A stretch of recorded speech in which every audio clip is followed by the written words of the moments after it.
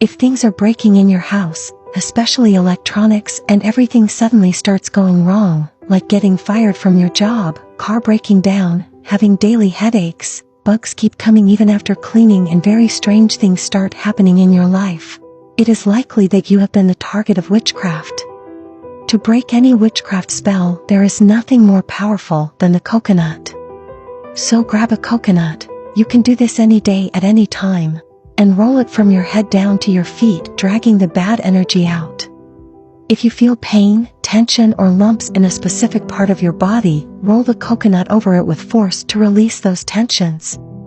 While you roll the coconut, visualize how the bad energy and everything happening to you stays inside the coconut and is sent back to the person who sent it. And don't feel bad, this is not revenge, it's justice. When you finish, leave the coconut at a four-way intersection. When you leave it, don't look back. If there are no four-way intersections, dispose of it in the trash. You will see how everything improves in your life.